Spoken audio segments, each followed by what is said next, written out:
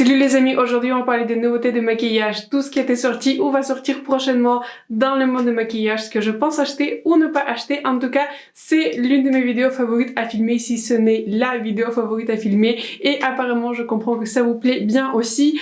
Voilà, je pense que sans grande introduction, je vais commencer.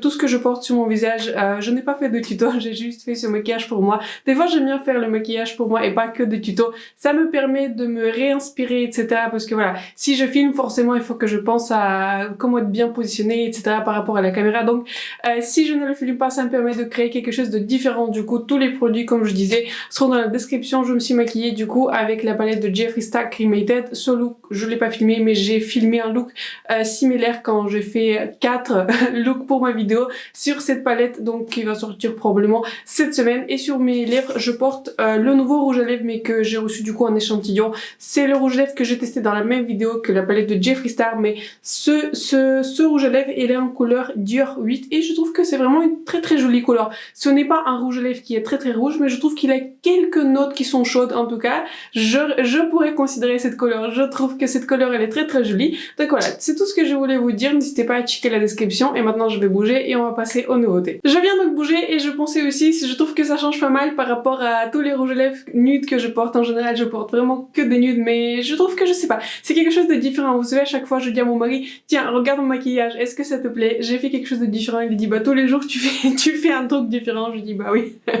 C'est pour ça que j'ai créé ma chaîne de maquillage, parce que voilà, j'aime bien expérimenter, j'ai bien testé autre chose. En tout cas, je trouve que c'est intéressant, ça fait changer un tout petit peu de maquillage. J'espère que ça vous plairait bien aussi. N'hésitez pas à partager un commentaire. Donc j'ai noté tout ce dont je voudrais vous parler, et on a aujourd'hui un programme qui est assez chargé. On va donc commencer par ce que j'ai déjà acheté la Mystery Box de Udenzai. Udenzai, si vous connaissez pas, c'est une marque indépendante et je vous ai posté ça sur mon Instagram il y a une semaine, etc. Enfin, je me rappelle plus. En tout cas, j'ai acheté l'une des box. Ils ont proposé du coup pour pack 2 box dans 2 formats différents.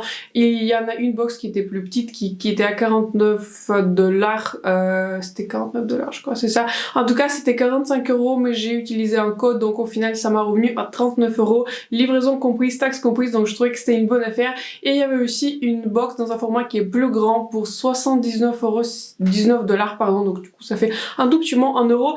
Je ne me suis pas décidée pour la box qui est la plus grande parce que je me suis dit, pour tester une marque, on va commencer petit. Je préfère commencer petit et si j'aime la marque, je vais éventuellement acheter d'autres produits. Mais donc voilà, je voulais pas m'engager pour une grande box parce que voilà, ça devait comprendre 8 produits, et quand je regardais le site de Udenzai, en fait ils ont pas tant que ça de produits. Donc voilà, je suis bien curieuse de savoir ce que ma box va comprendre. Ça sera probablement une palette, ce sera probablement un rouge à lèvres, un highlighter, je serais contente, peut-être en blush. En tout cas, je suis pas sûre qu'ils ont en blush, mais en tout cas j'espère bien, en tout cas on va voir ce que ça va donner. J'espère une palette, un highlighter et un rouge à lèvres, et dans ce cas là je serai contente. En tout cas, j'ai hâte de découvrir. Je ne suis abonnée à aucun service où c'est box, etc.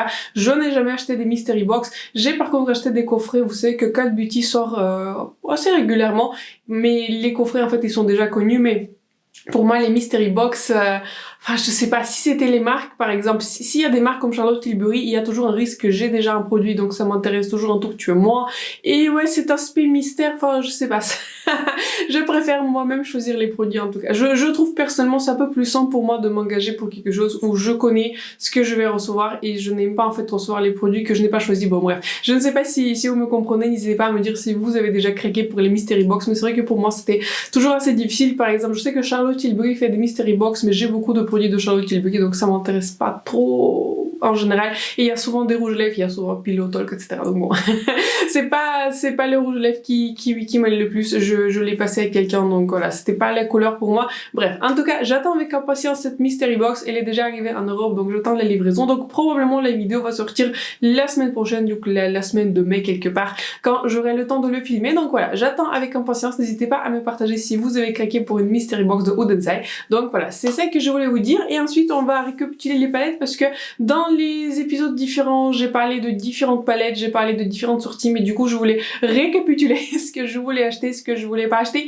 Et avant que je couche, et c'était il y a je pense 1 mois et demi, quelque chose comme ça, c'était il y a plutôt longtemps, je crois que c'était janvier ou février, je vous ai parlé de la palette de Too Faced Sunset Strip, et cette palette je ne l'ai jamais achetée tout simplement parce qu'elle est jamais sortie aux Pays-Bas chez notre retailer local qui est Douglas, qui est très connu en Allemagne, mais voilà, chez nous elle est jamais sortie. Je sais qu'elle est brièvement sortie chez Sephora France, après elle a disparu, après elle a ressorti, donc bon, n'hésitez pas à me dire si vous avez déjà acheté cette palette, si c'est quelque chose que vous me conseillez d'acheter. C'est vrai que quand je regarde les teintes, plus je regarde les teintes, c'est pas quelque chose non plus qui est très original. J'ai déjà acheté pas mal de palettes récemment. En fait, j'ai acheté du coup la palette de Jeffree Star, j'ai acheté la palette de Sigma qui est très belle. Je vais recevoir du coup dans le mystery box de Udensai, je vais probablement aussi recevoir 1 ou voire 2 palettes.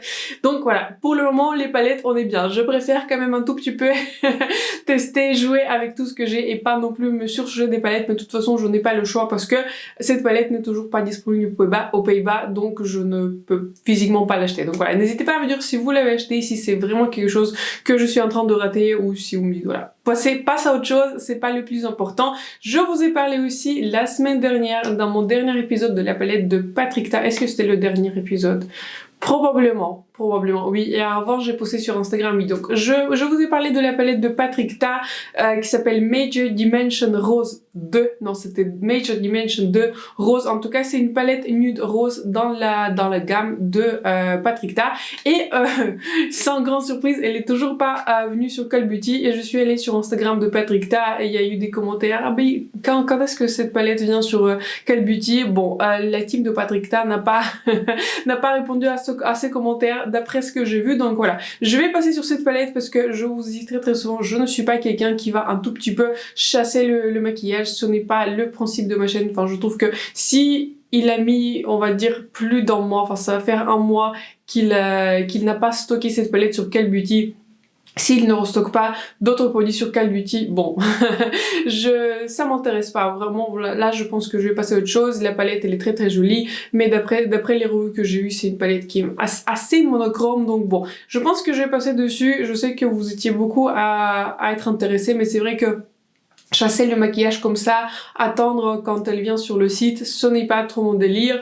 Donc voilà, je vais passer à autre chose et je pense que je vais passer sur cette sortie de Patrick Ta. Et s'il va pas restocker ses produits sur Call Beauty, je ne vais franchement pas, je vais pas les acheter parce que voilà, si je les achète et si ça sera sold out en 5 minutes, vous pourrez pas les racheter. Donc bref, je pense que je vais passer sur cette sortie. Par contre, j'ai vu que la palette de Melt Gemini 1 et Gemini 2 du coup, ils sont déjà arrivés sur le site de Beauty Bay, donc je me dis aussi en même temps, vous voyez, Melt c'est quand même une petite marque, c'est une marque indépendante, si eux ils ont réussi quand même à faire venir leur palette sur Beauty Bay, je me dis que Patrick Ta devrait quand même aussi venir sur Call Beauty. Bon bref, on va terminer ce passage sur Patrick Ta, mais bref, donc ces palettes sont venues sur Beauty Bay, je ne les ai pas achetées parce que je vous ai dit je vais attendre une petite promo etc, parce que voilà, je vais acheter la palette Gemini 2, ça sera pas une surprise, j'aime beaucoup les palettes de Melt Cosmetics, je les collectionne, c'est les seules palettes que j'aime, on va dire, au point que je les collectionne. Ce sont des palettes qui sont très utilisées dans ma collection, je les aime vraiment beaucoup, je les aime juste les regarder des fois parce que voilà, le maquillage doit faire plaisir et ça me fait plaisir de regarder les palettes Melt. Je ne sais pas, je trouve qu'ils ont esthétiquement quelque chose d'intéressant et j'aime vraiment beaucoup la qualité de Melt. Ce ne sont pas les palettes pour tout le monde, ces fards sont très pigmentés, les couleurs sont vraiment très spécifiques. Moi je trouve que les teintes qu'ils proposent sont très uniques, c'est pour ça j'ai beaucoup de palettes de Melt et je vais continuer à les acheter après que je regarde quelques revues. Et d'après les revues que j'ai vues, cette palette de Melt Cosmetics Gemini 2, elle est de bonne qualité. Et aussi, la Gemini Air aussi apparemment de bonne qualité, mais ça je m'en doute pas parce qu'elle était déjà, c'est l'une de mes palettes favorites dans ma collection, donc voilà. Je vais l'acheter éventuellement, attendez-vous éventuellement à une revue quand je ne sais pas, quand je vais avoir une réduction, quand elle va être stockée parce qu'elle est aussi en rupture de stock. Je pense que beaucoup de personnes étaient aussi intéressées par cette palette, donc un jour la revue sur cette palette va arriver, mais quand je ne sais pas. Et j'ai noté aussi une autre palette, vous m'avez fait remarquer que je n'ai pas parlé de la palette de Indash qui s'appelle Monochromance et il a sorti du coup une palette, il a sorti en une sorte de topper pailleté, enfin métallique, etc.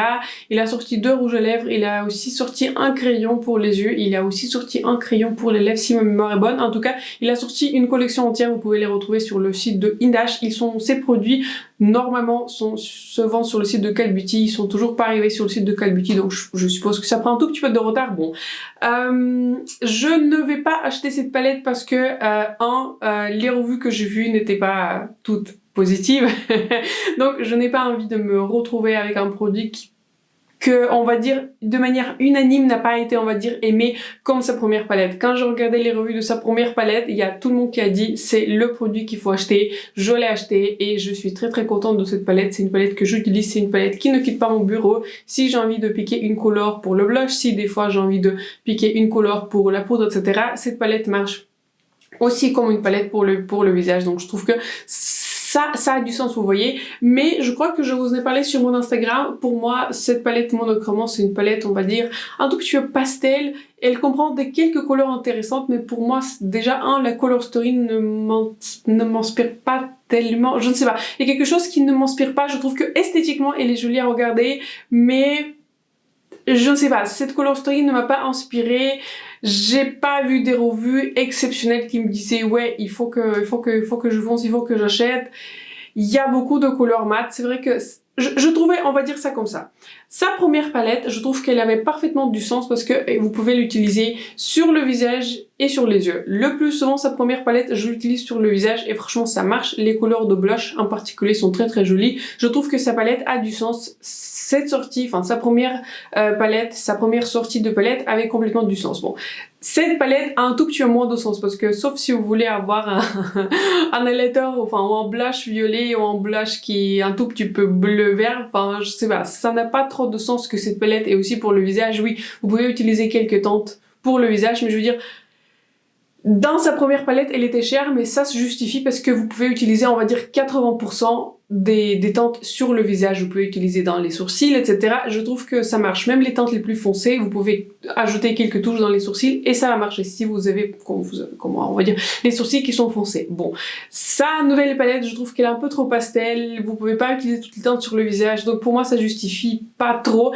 Et aussi, j'ai vu dans plusieurs revues, en fait, que ces pans, en fait, ont pris un hard pan, vous savez, les teintes se salissent très très rapidement et apparemment... J'ai pas entendu ça, pourtant j'ai regardé un tout petit peu ce qui se passait au niveau de cette sortie. Apparemment, du coup, vous pouvez pas swatcher sa nouvelle palette Monochromance avec les doigts parce que les pans ont tendance à immédiatement se salir. Pas rapidement, immédiatement. J'ai vu des pans, chaque pan s'est sali dans cette palette, c'était assez radical. Donc bon, je vais passer sur cette collection. Je trouve que au niveau de la color story, ce n'est pas une color story pour moi. Comme vous savez, je ne suis pas fan des maquillages pastels, des maquillages qui sont légers. Ce n'est pas mon esthétique, ce n'est pas ce que je préfère faire, ce n'est pas mon délire. Et de deux, voilà, la qualité est un tout petit peu mitigée, donc je vais passer sur cette sortie. Est-ce que vous, pareil, vous avez déjà piqué cette sortie? Est-ce que vous l'avez acheté? Mais voilà, pour moi, ça serait un pass. On enchaîne toujours sur les palettes. Je vais vous parler du coup des palettes de Color Block par Huda Beauty. J'ai fait toute une vidéo, je dupe, c'est les color story de ces palettes. Bon, j'ai largement expliqué ma position sur ces palettes dans ma vidéo. Si ça vous intéresse, n'hésitez pas à checker ma vidéo. C'était une vidéo expérimentale. Vous étiez beaucoup à me dire que vous avez bien aimé ce type de vidéo, donc éventuellement si jamais il y a une palette qui va sortir, une palette un tout petit peu controversée, je ferai ce type de vidéo avec plaisir parce que voilà, j'ai beaucoup de palettes et éventuellement vous avez peut-être les mêmes palettes que moi, donc voilà, je trouvais que c'était intéressant de duper un tout petit peu la color story. Donc comme je vous disais, je vais passer sur cette collection, ça ne m'intéresse pas parce que je trouve que ça aurait pu être mieux, j'ai pas mal échangé avec vous en commentaire, etc. Ça m'a vraiment intéressé de lire vos avis, etc. Et comme je dis dans ma vidéo, ce n'est pas parce que ce sont palettes qui sont colorées que je ne les achète pas. Je peux acheter une palette colorée, mais pour moi, il faut qu'il y ait un gradient, il faut qu'il y ait en fait, ça aille d'une couleur la plus claire à la couleur la plus foncée, et c'est ça qui vous donne la diversité au maquillage. si vous avez des teintes en fait, on va dire du même niveau de couleur, si vous avez toutes les teintes, on va dire si vous n'avez pas vraiment un gradient de la couleur la plus claire à la couleur la plus foncée, vous aurez du mal à créer des maquillages suffisamment différents. Mais si vous avez un gradient, même si vous avez peu de teintes, vous pouvez créer des maquillages suffisamment différents et vous pouvez avoir un tout petit peu de diversité dans les couleurs. Dans ces palettes, pour moi, c'est des palettes un tout petit peu bichromatiques parce que avec la palette orange et violette, vous pouvez soit avoir un maquillage orange, soit un maquillage violet, soit mélanger les deux, mais comme je vous disais, ça se mélange pas très bien. Et en plus, je n'ai pas vu des revues exceptionnelles sur la palette violette, donc attendez-vous à des revues, regardez les revues des personnes à qui vous faites confiance au niveau de la qualité, parce que voilà, j'ai pas vu des revues de qualité, enfin sur la qualité qui serait exceptionnelle. Je dirais que la palette bleue, elle était meilleure en qualité d'après ce que je veux, mais c'est une palette pareille. Très monochromatique, vous allez avoir un look bleu. Si ça vous intéresse, si vous n'avez pas ce type de teinte, bah allez-y si ça vous tente d'expérimenter, mais je trouve que on pourrait avoir quelque chose d'un peu plus, je sais pas, même moins cher, je trouve qu'on pourrait avoir quelque chose de différent et de manière générale, je trouve aussi au niveau du packaging, Huda aurait pu faire autre chose et vous étiez beaucoup à me dire qu'en fait, il n'y a pas vraiment de nouveaux, on peut difficilement créer, on va dire, de nouveaux produits sur le marché et je suis totalement d'accord avec toi. Je trouve que, avec vous, je trouve que c'est vraiment difficile. Je trouve que même, je vous ai parlé de la palette de Too Faced, on dit souvent qu'il y a beaucoup de palettes roses qui sortent, mais je suis d'accord avec vous, c'est difficile de créer autre chose sur le marché. Mais ce que je fais remarquer à vous dans les commentaires, c'est que ce que je pense qu'en fait, Huda a de quoi en fait répandre expandre on va dire sa ligne de maquillage. En fait, Huda elle a beaucoup de palettes qui sont neutres et c'est vrai que si globalement on va dire elle pourrait pas créer des color stories qui sont révolutionnaires, elle pourrait créer des color stories très colorées, propre à sa marque. Je ne sais pas si j'ai du sens, mais en fait, Huda, depuis qu'elle a discontinué ses mini-obsessions, vous savez, les 9 couleurs monochromatiques, elle avait une verte, elle avait une smoky, elle avait une améthyste, etc. Vous vous rappelez de ces palettes, en tout cas, j'en ai une qui est un tout petit peu orangée, etc. Elle est maintenant discontinuée, mais Huda, elle a très peu de palettes colorées, et je pense qu'elle aurait pu faire quelque chose qui est monochromatique, qui aurait eu du sens pour sa ligne. Donc, bon, voilà. Je ne trouve pas que ces palettes ont beaucoup de sens, je n'ai pas vu si c'est des éditions limitées ou pas, mais probablement. Et ce que j'aurais changé en tout cas, j'aurais sorti ces palettes, on va dire plus monochromatiques, mais avec plus de couleurs, peut-être quelques couleurs neutres, quelques couleurs qui sont sombres, etc.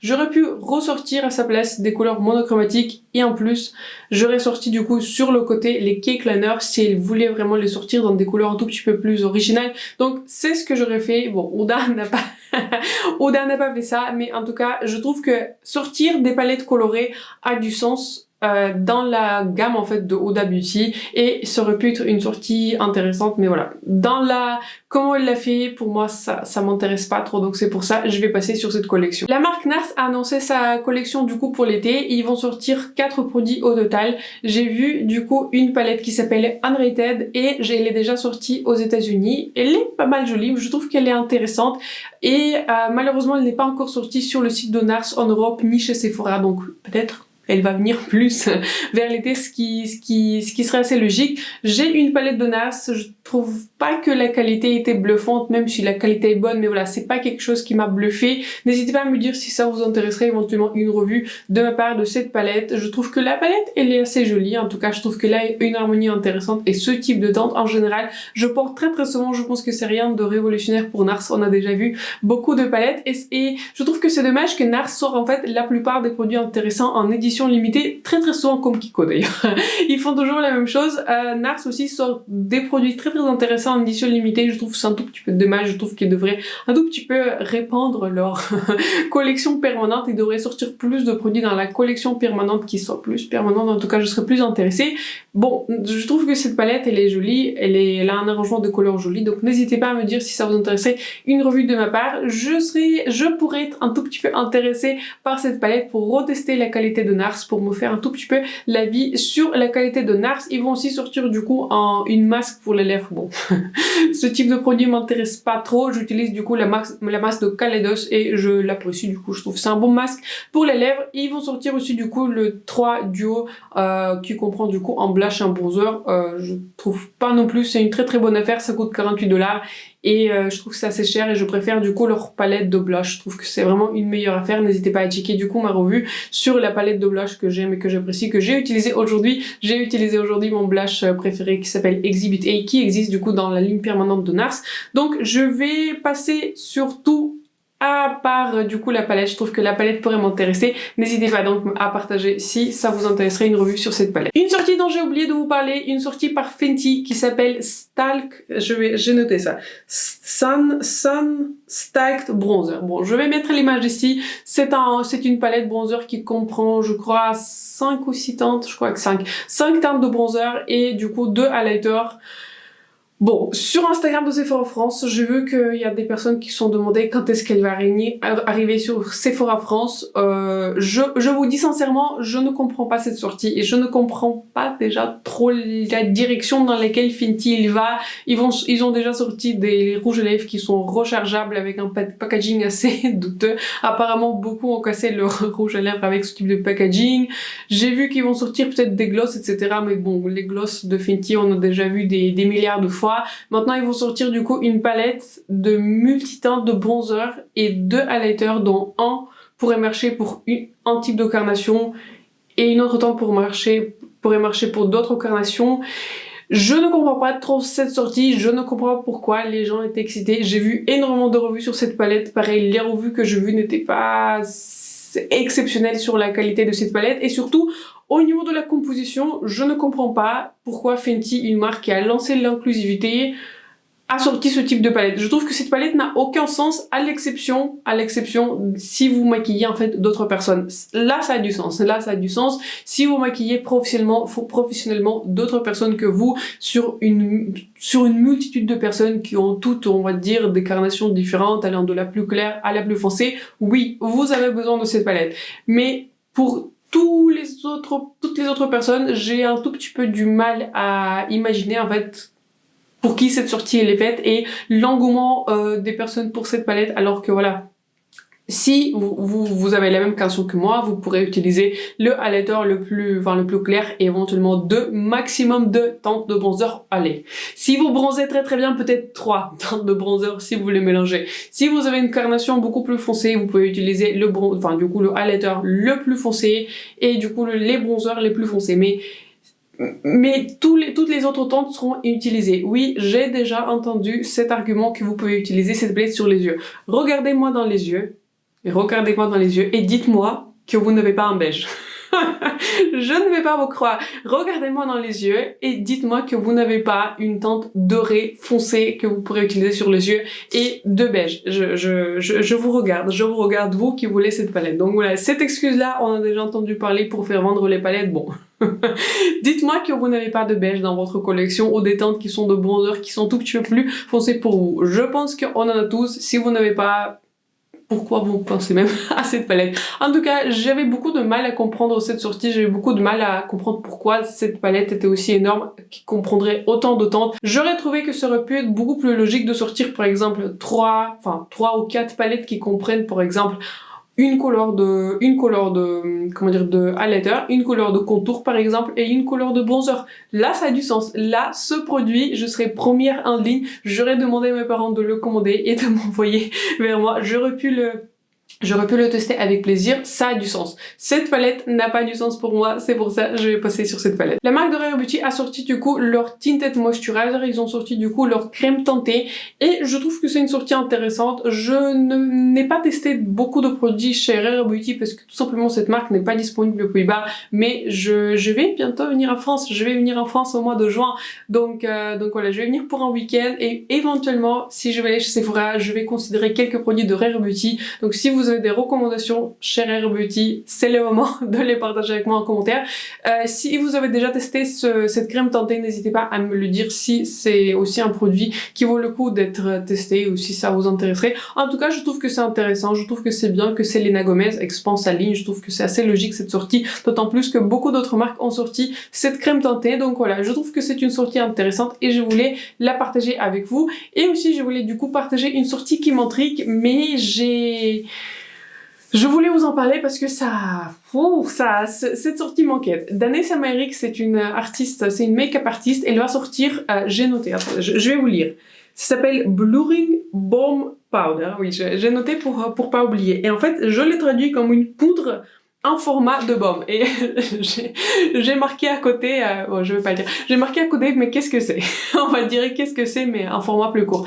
Donc, c'est une poudre, mais en format de baume. Et c'était marqué que ça peut servir de bronzer, ça peut servir de highlighter, ça peut servir de poudre, et ça donne de la couvrance. Donc c'est un produit qui est multitâche en baume. Donc je suis bien intriguée par ce produit. Je ne pense pas l'acheter parce qu'en fait toute la ligne de Danessa Myricks, je sais pas, ça m'inspire pas. Franchement, je vous dis franchement, d'autant on va dire on peut parler des différentes choses un tout petit peu fun. Je peux vous parler des palettes de Huda, j'ai envie de les duper, etc.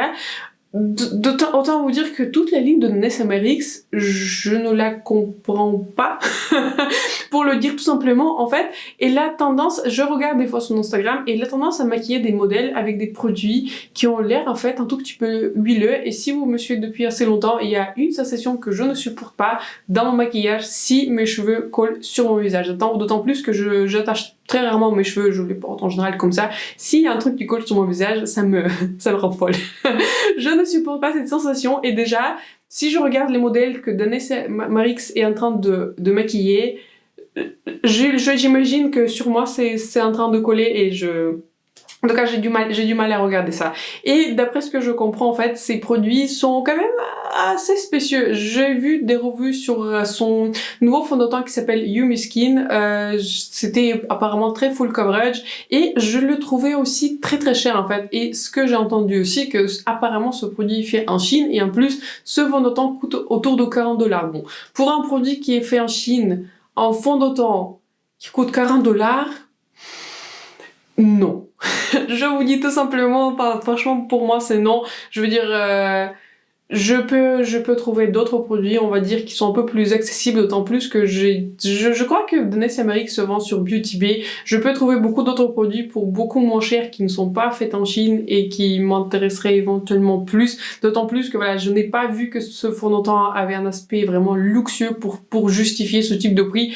Pareil, ce type de baume en poudre, je vais regarder des revues, peut-être c'est un produit révolutionnaire, j'en sais rien, j'en ai encore vu personne le tester, mais en tout cas je pense que le passé, vous étiez beaucoup à me recommander vous savez, la sortie des crayons multichromes, mais je vais pas les acheter parce que je n'ai pas suffisamment d'utilité pour ce type de produit, et je trouve que de manière générale, je trouve que les fards multichromes, ils ont vraiment une utilité, mais les crayons, vous les dessinez en fait sur vraiment un petit espace, dans les muqueuses ou sur votre paupière, et j'ai des petites paupières, donc voilà, il y a le tournant multichrome va pas forcément se voir, donc je garde un œil toujours sur les revues de Danessa Myricks, mais je vous avoue que cette ligne ne m'intéresse pas. N'hésitez pas à me dire si vous avez déjà testé les produits de Danessa Myricks, mais pour moi, elle n'a pas encore sorti le produit où je me serais dit ouais, c'est le produit que je vais acheter, et voilà, pour le moment elle n'a pas ce produit dans sa ligne. On va terminer sur les produits skincare. Oui, je vous parle très rarement des produits skincare, mais il y a eu des sorties qui étaient assez intéressantes, et on va bien sûr commencer par la sortie de Pat McGrath, la sortie que personne n'attendait.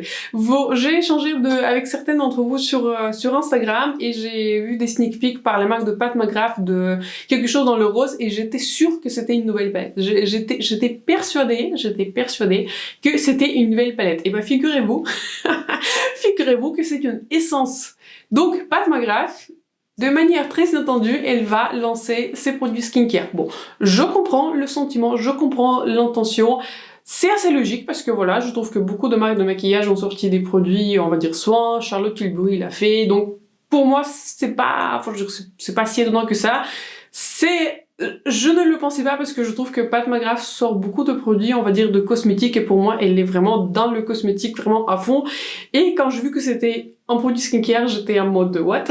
J'étais très très choquée, je ne pensais pas du tout qu'elle allait sortir un produit soin, et j'ai vu le prix de ce produit, je l'ai déjà vu. Ce produit, et j'ai aussi noté le nom, il s'appelle Divine Skin Rose 001 The Essence. Donc c'est une essence, je ne suis pas spécialiste en skincare, donc n'hésitez pas à me dire si vous connaissez qu'est-ce que c'est une essence. Donc D'après ce que je comprends, ce produit est une sorte de miracle en fait qui fait tout. Il hydrate, je sais pas, il adoucit la peau, il hydrate, il restaure le balance, enfin comment dire, je sais pas, truc de la peau, enfin je sais pas, je connais pas trop leur terme là en skincare. Voilà, il hydrate, en fait il fait tout. Voilà, c'est un produit multitâche et elle va le vendre pour un prix modique de 89 $. Oui, cette essence va se vendre pour un prix de 89 $, je me répète, donc ça sera probablement autour de 90 €, connaissant la conversion chez Sephora France. Donc voilà, et pour 90 €, je peux vous dire que déjà je passe complètement sur ce produit. Je trouve que c'est extrêmement cher. Je ne connais pas ce que c'est l'essence. Est-ce que c'est un toner? Est-ce que c'est un sérum? Est-ce que c'est une crème du jour? Est-ce que c'est crème de nuit? Qu'est-ce que c'est l'essence? Enfin, j'ai un tout petit peu de mal à comprendre qu'est-ce que c'est cette terminologie. Pour moi, l'essence, ça devrait se rapprocher du sérum, mais encore plus puissant. Mais n'hésitez pas à me dire si vous connaissez mieux ce que c'est que l'essence. En tout cas, je suis bien intriguée ce que c'est que ce produit. Je n'ai pas vu la liste d'ingrédients, donc j'ai du mal à me prononcer qu'est-ce que ça a fait, et en tout cas je ne suis pas du tout spécialiste en skincare, j'aurais aucune idée si c'est bon ou pas au niveau des ingrédients.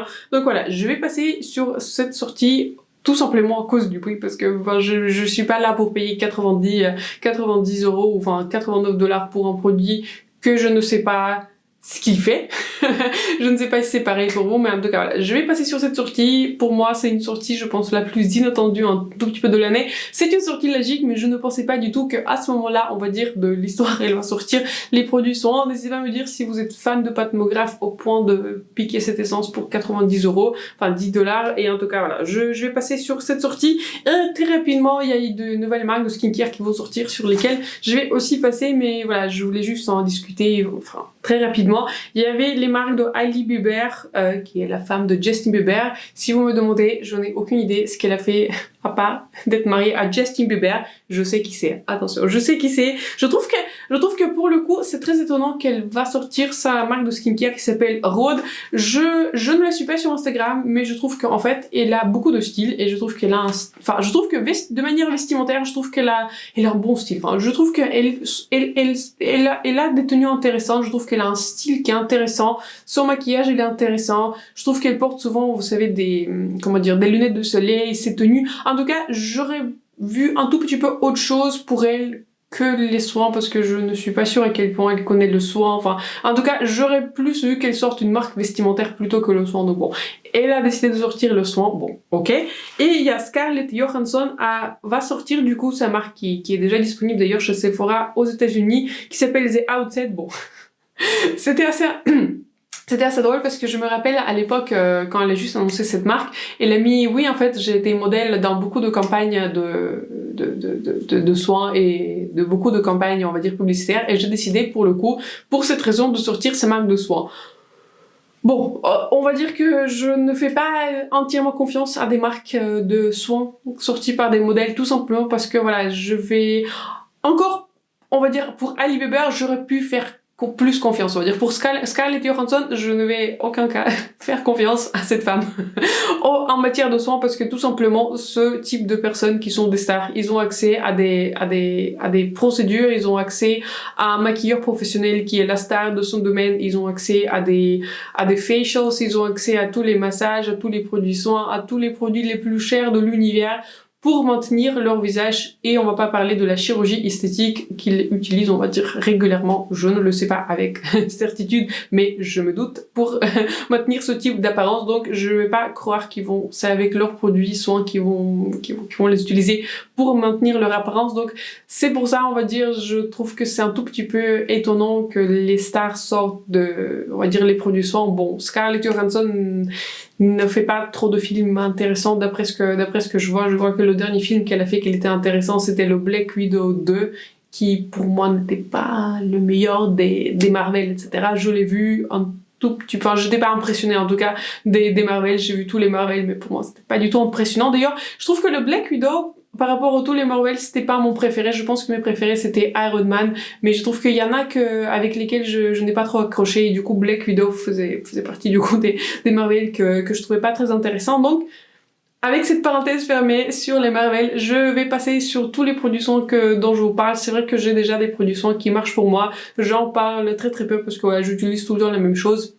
Je ne me connais pas très bien en produits soins, donc du coup c'est pour ça je vais les passer. Je comprends pourquoi les stars font les produits skincare, tout simplement pour un tout petit peu gagner de l'argent comme comme n'importe quel business. Mais donc voilà, surtout venant des stars, venant des personnes qui ne travaillent pas avec le visage de la personne, qui ont accès à tous les soins, les maquilleurs, etc. Autant on va rebondir sur Pat McGrath. Je comprends pourquoi Pat McGrath, Charlotte Tilbury, éventuellement Natasha Denona, éventuellement vont sortir leurs produits soins. Ils travaillent avec le visage du coup des modèles. Ils comprennent ce qui marche, ce qui ne marche pas. Je peux comprendre entièrement pourquoi ils vont expandre du coup leur ligne dans le produit skincare. Pour les stars, franchement, je ne le comprends pas. C'est donc la fin de cette vidéo, j'ai rebougé, j'espère que celle-ci vous a plu. En tout cas, j'ai partagé toutes les nouveautés dont je voulais vous parler. N'hésitez pas à me dire si pareil j'ai oublié quelque chose, mais éventuellement je voulais récapituler tout ce dont j'ai parlé, ce que j'allais acheter ou pas, parce que c'est vrai qu'avec avec une pause d'un mois que j'ai prise, bah forcément j'ai pu oublier des choses, etc. Je suis de manière très attentive les nouveautés, je trouve que les nouveautés de maquillage c'est toujours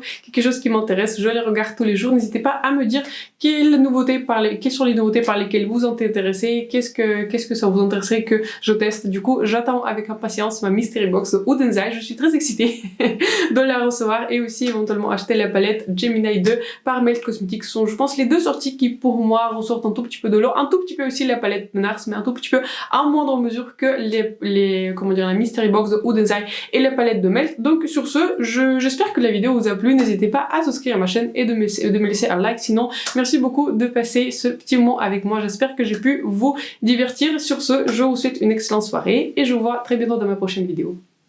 Bye!